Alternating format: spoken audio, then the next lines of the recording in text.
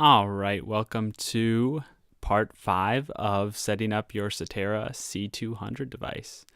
So in some of the previous videos, we've gone over connecting to a CTERA portal so you can get automatic updates for your devices or agents. You can subscribe to those. We've also gone over doing our first backup. And so we're just going to check in with the device here, see how things are going.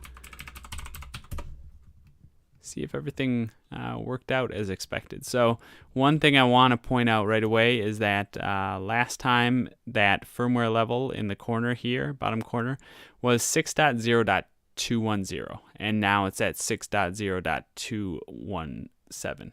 So what happened is since we do have the cloud services and it is subscribed to firmware updates, that was updated automatically. So that means the portal had a new firmware version and it pushed it down. You know, it didn't need to ask me or anything. It just does that automatically. Pretty handy there. And then another thing that happened is our agent got updated. So let's see here. Let's see where that information is. All right, there. Agent version. So that was at a previous level as well. I think it was 6.0.185, and that is now updated to 6.0.229. So that's the agent on my desktop. And that got updated automatically. So let's say you have 20, 50, 100 computers, workstations, servers, whatever, connected to one of these devices. You're not going to have to go to every device or ask everybody to download something and update it, and that would be a huge hassle. So all of that is managed for you. And let's also see if how the backup went. So here I'm looking at all the server agent. Here's another way you can look at all the agents. You can look here. You can look in the configuration.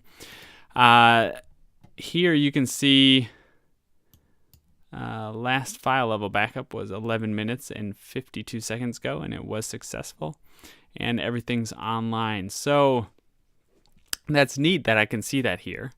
But what if I don't want to log into the device? I don't want to find out that way. I want to be alerted of that.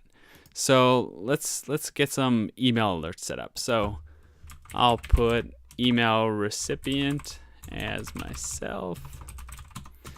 And for sender email, I'll use notifications at IOFirm.com. Let's see. If there's any errors I want to be notified. I'll leave all of this as is. And since this is kind of new, I want to know when my local backups are successful. So I'm going to check that. I do want to know when a new firmware has been updated. Sometimes there's new features and whatnot that you want to start using. So that's handy to have that, be notified of that. And then also if a device was shut down or started, just because, you want to know if something does or does not happen. What happened.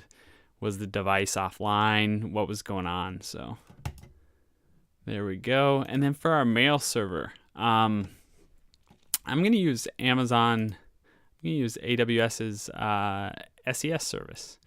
It's easy, it's cheap, and it's reliable, like pretty much everything they do. So, you can use something you already have set up or whatever, but we're just going to use this today. Let's see, 587 requires authentication. Let's see my credentials. Username. Password. We're going to enable TLS there. Hit save. All right, looks good. We're going to do a test here.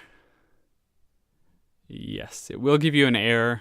Sometimes they're very descriptive. Sometimes they're a little tricky, like most alerts or logs.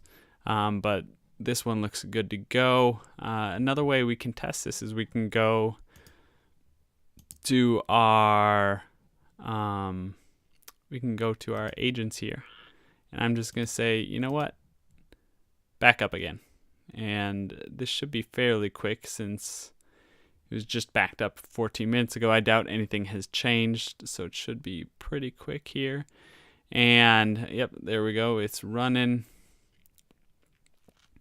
Once it's done, what we want to make sure here is that it sends an alert, that we get it in our email, and that we can, trust that when stuff goes well, that we'll be notified about it, or when stuff doesn't go well.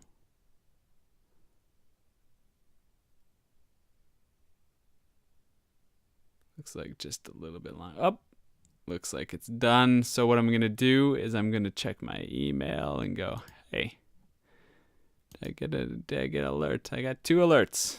I got one at 9:04 and one at 9:05. Oh, there's the test message. And then here is the message letting me know that the local backup completed. So there we go. I guess that's all I'm going to show today as far as setting up, just the basic alerts. We'll go over some rules to make the alerts even more useful, tell you more things that you might be concerned about, whether it has to do with a certain user or a specific device. But we'll go over that in another video. Talk to you later.